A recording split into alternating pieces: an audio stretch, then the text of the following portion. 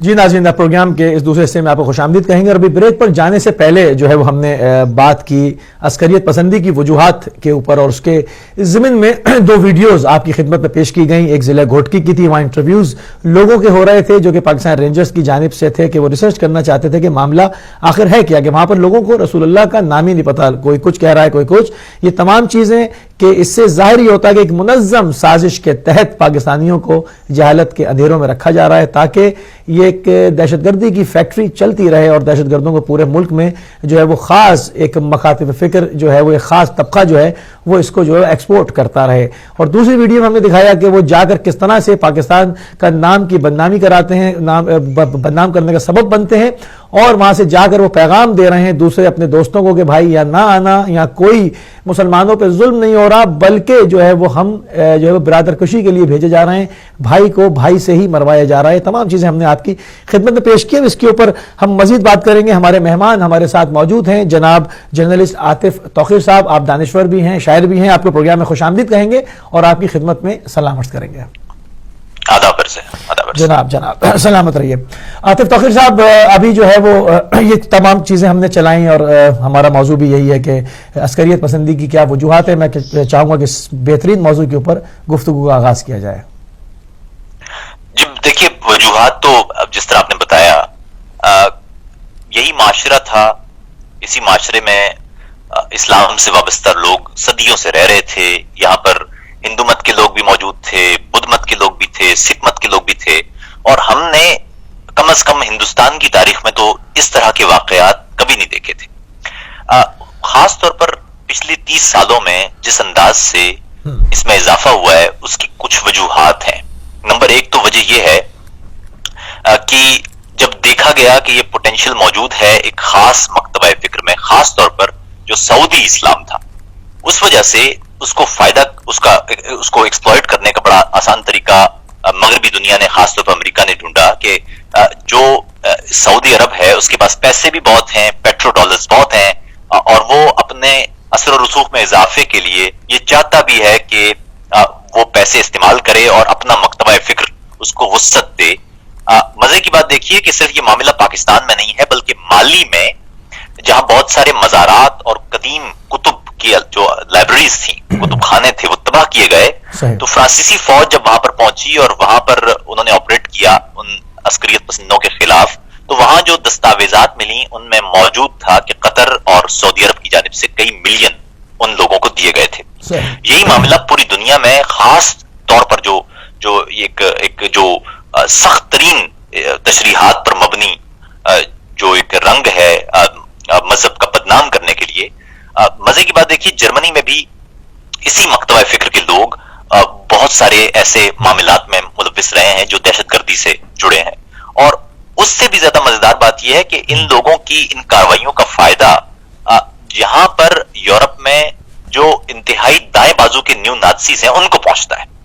ہمارے ایک دوست ہیں، انہوں نے اپنی کتاب میں یہ درج کیا اور بہت شواہد کے ساتھ لکھا کہ نیو نازیز یعنی جو انتہائی دائیں بازو کے نیشنلسٹ ہیں اور جو قوم پرست لوگ ہیں یورپ کے، اور دوسری طرف یہ سلافیز جو عوامی سطح پر ان کی بالکل مخالف ہے، لیکن مزے کی بات یہ تھی کہ یہ ایک دوسرے سے اپنی کارروائیوں کی تفصیلات بھی شیئر کرتے تھے، کیونکہ ان کی کارروائیوں کا فائدہ ایک دوسرے کو پہنچتا ہے.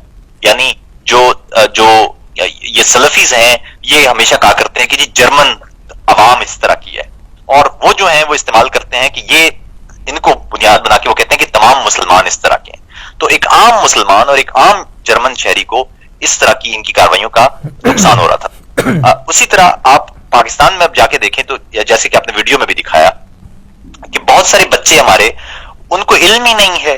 آپ کو معلوم ہونا چاہیے کہ پاکستان شہروں کا نام تو نہیں ہے، پاکستان کا تو ایک بہت بڑا حصہ اب بھی گاؤں دیہاتوں میں رہتا ہے، اور گاؤں دیہاتوں میں جو تعلیم حاصل بھی کر لیتے ہیں بچے، وہ بھی اس تعلیم کا معیار ہمارے سامنے ہے. بالکل صحیح بات. ان بچوں کی تعلیم میں ایک بڑا حصہ یا بڑا کردار وہ ان مساجد کا ہوتا ہے جو ان گاؤں دیہاتوں میں ہوتی ہیں.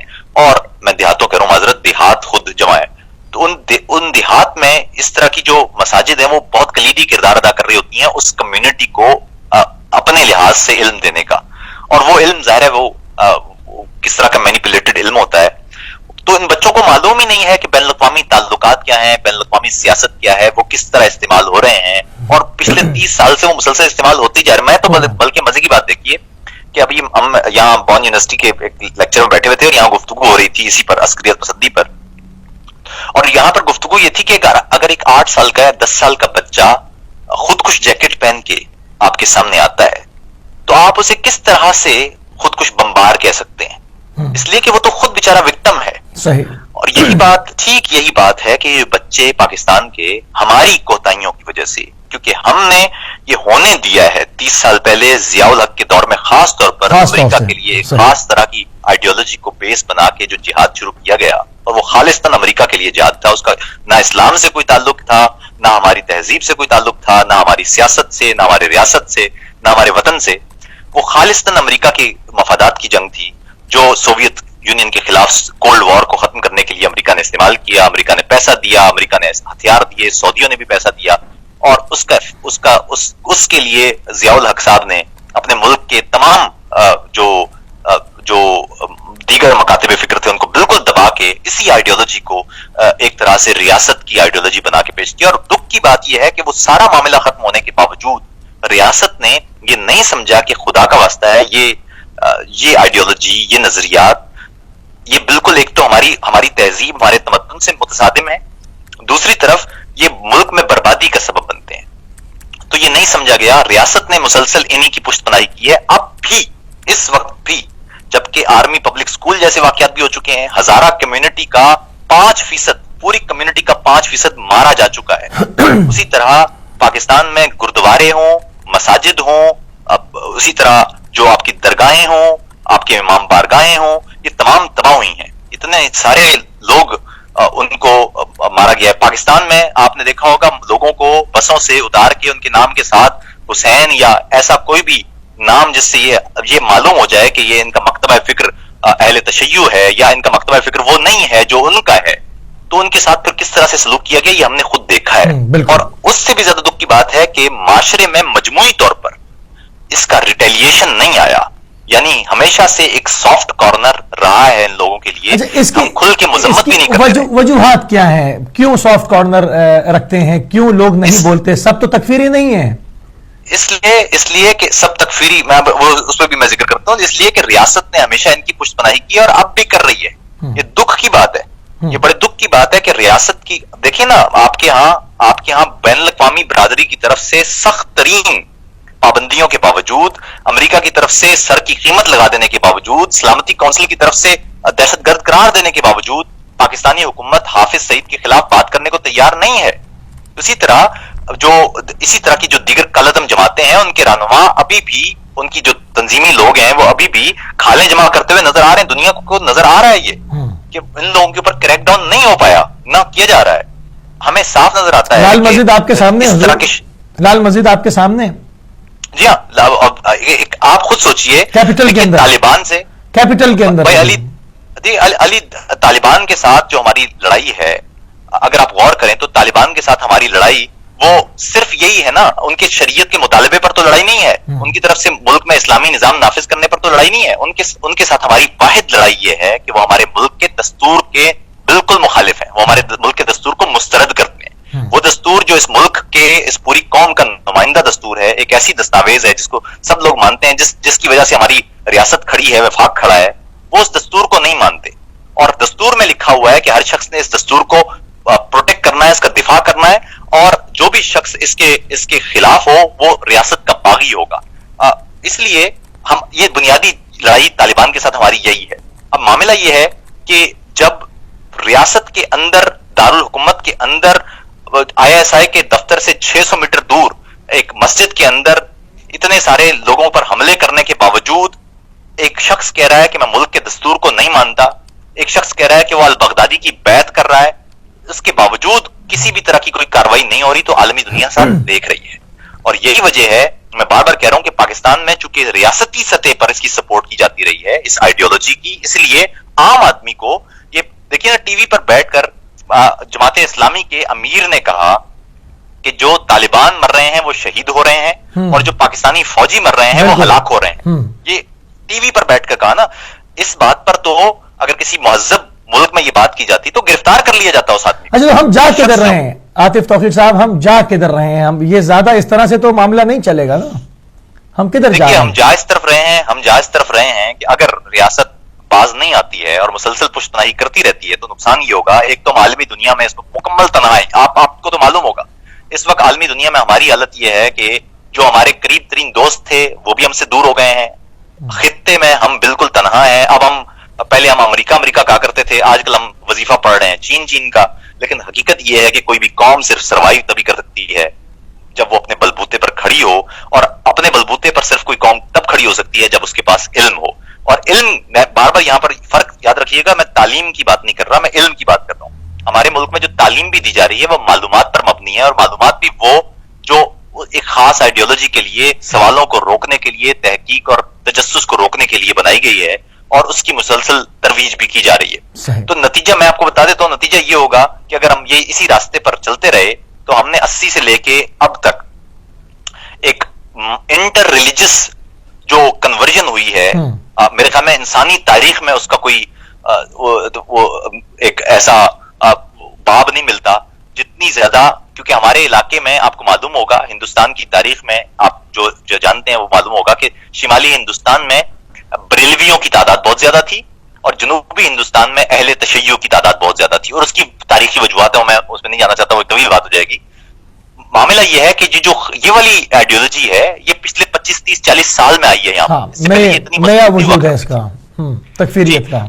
تو جو اور مزے کی بات یہ ہے کہ اس اسلام میں, یعنی بریلوی اسلام سے اس اسلام میں لوگوں کو جس طرح سے کنورٹ کیا گیا ہے, یہ بے انتہا, اس کی کوئی مثال نہیں ہے انسانی تاریخ میں. یعنی ایک ہی مذہب کے ایک فرقے سے دوسرے فرقے میں لوگوں کو لے جانے کے لیے ریاست کی سرپرستی میں. اب اس کے بعد اب اگلا جو نقطہ ہے وہ یہ ہے کہ امریکہ کی کانگریس میں جم میٹس جو امریکی وزیر دفاع ہیں, اور ریکس ٹلرسن جو امریکہ کے وزیر خارجہ ہیں, انہوں نے اپنی ہیئرنگ کے اندر کہا کہ اب ہم جو سعودی ورژن ہے اس کو تبدیل کریں گے, اور اس لیے سعودی عرب میں کتابوں کو بھی تبدیل کیا جائے گا.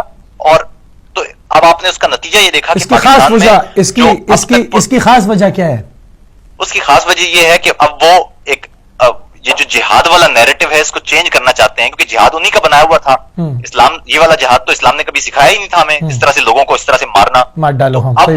اب وہ اپنے لحاظ سے اس کو ری شیپ کریں گے تاکہ اپنے لحاظ سے پھر استعمال کیا جائے. اور اسی لیے آپ نے دیکھا ہوگا اس کا امیڈیٹ افیکٹ یہ آیا ہے کہ آپ جو پاکستان میں ایک نسبتاً کم پرتشدد کمیونٹی تھی, جو بریلوی کمیونٹی تھی, اب آپ نے دیکھا ہوگا کہ ان کو استعمال کیا جانے لگ گیا ہے.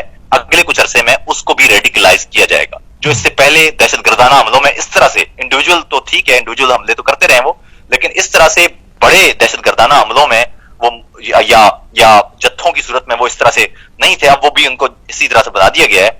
اور اس معاملے کو جو توہین مذہب اور توہین, تو اس میں توقیر صاحب سوچنے سمجھنے والا کوئی نہیں ہے ہمارے پاس. اتنے علماء موجود ہیں, مشائخ موجود ہیں, سیاسی لوگ موجود ہیں, کوئی بھی اس چیز کو نہیں سمجھ رہا کہ ایک بڑی شخصیت سامنے آئے اور اس چیز کا مقابلہ کرے.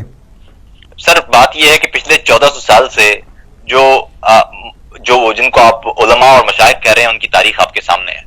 ہمیشہ علماء اور مشائخ طاقت کے سامنے رہے ہیں, اور طاقت کو جواز دینے کے لیے ہمیشہ سے یہ پورے کا پورا طبقہ ہمیشہ رہا ہے. اکا دکا تھے جو کھڑے ہونے کی جنہوں نے کوشش کی ہے. آپ یہ کہنا چاہتے ہیں کہ سرکاری دین حاکم رہا ہے, اس کا رنگ غالب رہا ہمیشہ سے. ہمیں آپ کے سامنے پوری تاریخ, آپ کی پوری تاریخ سامنے ہے. کتنے لوگ تھے جو امویوں کے سامنے کھڑے ہوئے ہیں, کتنے لوگ تھے جو عباسیوں کے سامنے کھڑے ہوئے ہیں, اور جو کھڑے ہوئے ہیں ان کے ساتھ جو ہوا ہے, اور اس کے بعد پھر کمیونٹی نے ان کے لیے ان کے حق میں کیا کیا, کچھ نہیں کیا, کچھ بھی نہیں. تو مجموعی طور پر جو مذہبی طبقہ رہا ہے خاص اس طرح والا, وہ ہمیشہ سے حاکم کے ساتھ ہی رہا ہے. دوسری طرف آپ جو سیاستدان ہیں, بدقسمتی سے پچھلے 70 سال سے جو عوام کے نمائندے تھے ان کو ایک ایک کر کے سائیڈ لائن کر دیا گیا, اور ان کے بدلے وہ لوگ لائے گئے جو ہماری فوجی اسٹیبلشمنٹ کے لوگ تھے. مجیب الرحمان کو جو عوامی لیڈر تھا اس کو ہٹا دیا گیا, اس کو وہاں لے گئے آپ کی جہاں پر اس نے ملک سے کٹنے کو پسند کیا. اس کی جگہ پر آپ جو بھٹو صاحب ہیں ان کو لے کے آئے. بھٹو صاحب جب اپنے پیروں پہ کھڑے ہوئے تو ان کو توڑنے کے لیے آپ نواز شریف کو لے کے آ گئے. ایک خاص ترکیب سے جو عام لیڈر تھے, جو عوامی لیڈر تھے, ان کو ہٹا دیا گیا, اور ان کے بدلے میں جو اپنی مرضی کے لوگ تھے, جو کرپشن میں بھی تھے, جو کمزور بھی تھے, جن کی پہلے سے فائلیں بنی ہوئی تھی, وہ موجود تھے. اب آپ خود بتائیے کہ کون ریزسٹ کر سکتا ہے؟ صحیح. اچھا, جو ریزسٹ کرتا جائے گا بالکل آخری سامنے اس کے نتائج آپ کے سامنے رہے ہیں, ان کے ساتھ جو ہوا ہے وہ بھی آپ کے سامنے. بالکل آخری چند منٹ رہ گئے ہمارے پاس. یہ بتائیے کہ ان تمام چیزوں کو, سچویشن کو دیکھ کر, جو کہ ہم نے ابھی اپنے ناظرین کی بھی خدمت میں پیش کی, ہمیں ایسا لگتا ہے کہ باقاعدہ منظم سازش کے تحت لوگوں کو جو ہے وہ تعلیم سے دور رکھا جا رہا ہے تاکہ یہ نرسری چلتی رہے. تو اس کو کس طرح سے ہم جو ہے وہ اس کی بازی کو پلٹ سکتے ہیں؟ دیکھیے, لینن کی گرل فرینڈ نے اس کو کہا تھا کہ ڈارلنگ وار از ٹیریبل, تو اس نے جواب میں کہا تھا کہ yes darling war is terrible but it's terribly profitable. تو ڈی اسٹیبلائزیشن ایک خاص طبقے کے لیے پیسہ بنانے کا زبردست ذریعہ ہوتی ہے. جب تک ڈی اسٹیبلائزیشن نہیں ہوگی, جب تک جنگ نہیں ہوگی, نہ ہتھیاروں کا کاروبار ہو سکے گا, نہ ادویات کا کاروبار ہو سکے گا. آپ نے دیکھا ہوگا کہ جب بھی ڈی اسٹیبلائزیشن ہوتی ہے وہاں پر دو انڈسٹریز بڑا خوب کماتی ہیں, اور وہ ایک تو ہتھیاروں کی انڈسٹری ہوتی ہے, دوسری دوا سازی کی انڈسٹری ہوتی ہے. اور مزے کی بات یہ ہے کہ ان دونوں چیزوں کو خریدتے ہوئے آپ قیمت نہیں پوچھتے. صحیح. عراق کو برباد کر کے آپ نے دیکھا عراق پورا برباد ہو گیا, اور اس کا نتیجہ یہ ہے کہ اب اس کو ری بلڈ کرنے کے لیے تمام کی تمام خدمات اور امداد اور وسائل پر قبضے, اور وہ سارا کچھ آپ کے سامنے. اسی طرح لیبیا کا حال بھی آپ کے سامنے ہے, اسی طرح سیریا کا حال بھی آپ کے سامنے ہے. تو پاکستان کو بھی اسی طرح سے ڈی اسٹیبلائز کیا جائے گا, اور ڈی اسٹیبلائز, اور اس میں آپ کے اپنے جو ایلیمنٹس ہیں وہ موجود ہیں. کہا جاتا ہے, کوشش یہ کہا جاتا ہے کہ آپ کی آرمی دنیا کی بڑی فوجوں میں سے ایک ہے, آپ ایٹمی قوت بھی ہیں, نیوکلیئر اسٹیٹ بھی ہیں, تو کیا یہ ممکن ہو سکے گا کہ اتنی آسانی سے پاکستان کو لیبیا کی طرح یا شام کی طرح ٹکڑوں میں بانٹ دیں؟ ممکن. دیکھیے, لیبیا یا شام کی طرح ٹکڑوں میں بانٹنا تو شاید اس خطے کے لیے بھی قابل قبول نہیں ہوگا, اور نہ امریکہ کے مفاد میں ہوگا, کیونکہ پاکستان کے جوہری اثاثے جو ہیں ان کے اوپر بڑی تحفظات ہیں. اگر وہ پاکستان ڈس انٹیگریٹ ہوتا ہے تو بہت سارے خدشات ہیں بین الاقوامی برادری کو. لیکن ڈی اسٹیبلائزیشن کی یہ بھی ایک قسم ہے کہ آپ کبھی بھی پرامن نہیں رہ پا رہے. دیکھیے نا, ہم نے 47 میں جب آزادی لی تھی گورے سے, تو ہم نے تو اس لیے آزادی لی تھی نا کہ ہمیں تعلیم اپنی مرضی کی ملے گی, ہمیں صحت کا مواقع بہتر ہوں گے, ہم اپنے ملک کی انتظام خود سنبھالیں گے. لیکن نتیجہ یہ نکلا ہے کہ ہم 70 سال کے بعد اس نتیجے پر پہنچے ہیں کہ ہم نے روکھی سوکھی کھائیں گے, ایٹم بم بنائیں گے, یعنی ہمیں روٹی نہیں ملے گی, ہمیں صحت کے مواقع نہیں ملے گے, بچے ماں باپ اپنے بچے بیچیں گے. ہمارے ہاں گلیوں کوچوں میں جو بچیاں, ہماری زینب جس طرح واقعہ ہوا ہے, یہ زینب بھی کوئی یکتا واقعہ تو نہیں ہے, تو بے شمار واقعات ہیں, ہر روز ہی ہوتے ہیں. ہمارے یہاں ویڈیو سامنے ہے کہ وڈیرے اٹھا کے لوگوں کو لے کے جا رہے ہیں. ہمارے پرسوں کی طرف ایک ویڈیو کسی نے شیئر کی ہوئی تھی کہ ایک وڈیرے نے کسی ڈاکٹر کو بلایا اپنے علاقے میں, وہ نہیں آیا تو اس کا کان کاٹ دیا اس کے کلینک میں جا کے. تو یہ معاشرہ ہے, اور یہ میرے خیال میں یہ جو عدم استحکام کا ایک بڑا آپ کے سامنے ہے یہ سب کچھ, کہ جہاں پر ایک خاص طبقہ ہے 1% 2%, اس نے پورے مسائل پر قبضہ کیا ہوا ہے, پوری طاقت پر پورا قانون اس کے پاس ہے, اب عدلیہ اس کے ساتھ ہے. جتوئی والا واقعہ بھی آپ کے سامنے ہے, شاہ رخ جتوئی والا. بالکل. اس لیے بات یہ ہے کہ یہ اس اشرافیہ سے مجھے نہیں لگتا کہ اگلے 20-25 سال تک آپ اقتدار واپس لے سکتے ہیں. یہ کنٹینیوس پروسیس ہوگا, اس پروسیس کے تحت عوام رفتہ رفتہ خود ہی ان کے پاس, جس طرح آپ بھی پروگرام کر رہے ہیں, اسی طرح یہ ڈیبیٹس یورپ میں بھی بہت پہلے شروع ہوئی تھیں, اور اسی طرح رینیسانس آیا تھا, اور پھر یورپ میں فرسٹ ویو آف ڈیموکریسی آئی تھی. تو بات یہ ہے کہ آہستہ آہستہ یہ چیزیں ٹھیک ہوں گی. مجھے لگتا ہے کہ ہمیں کم سے کم 100-200 سال درکار ہوں گے کوئی مہذب معاشرہ بننے. بہت شکر گزار ہیں آج جرنلسٹ عاطف توقیر صاحب آپ نے ہمیں جرمنی سے جوائن کیا, اور اس موضوع کے تحت بہت ہی مدلل اور جامع بات کی, کیونکہ وقت بہت کم ہوتا ہے, مگر بہت عمدہ جو ہے وہ بات چیت کا سلسلہ آپ کے ساتھ رہا. ہم بہت شکر گزار ہیں اور مشکور ہیں آپ کے. شکریہ. آداب.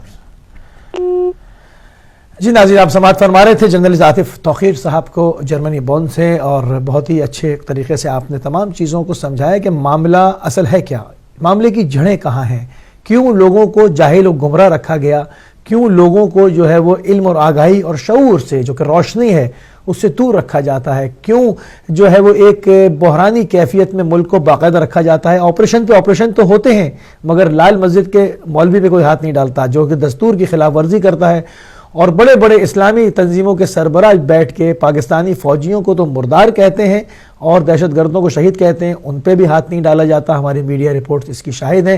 یہ تمام چیزیں سامنے، اور یہ کب سے ہوا؟ یہ ہوا جنرل محمد ضیاء الحق صاحب کے صاحب اقتدار آنے کے بعد، کہ جب امریکہ کو ضرورت پڑی کہ روس کو جو ہے وہ کمزور کیا جائے، اس کو ٹکڑوں میں بانٹا جائے، تو ایک خاص قسم کے جہاد کو جو ہے وہ شروع کیا گیا اور مکتب فکر کو پھیلایا گیا، اس کو ایک خاص آئیڈیالوجی کو. یہ تمام چیزیں آپ کے سامنے. بہرحال ہمارے پاس ایک بریک کا وقت ہوا ہے، بریک سے واپس آئیں گے تو لائیو کالز بھی کھول دیں گے اور آپ کو بھی شامل کریں گے، کیونکہ کہنے کو اس کے اوپر بات کرنے کو بہت کچھ ہے. تو لیتے ہیں ایک مختصر سی بریک.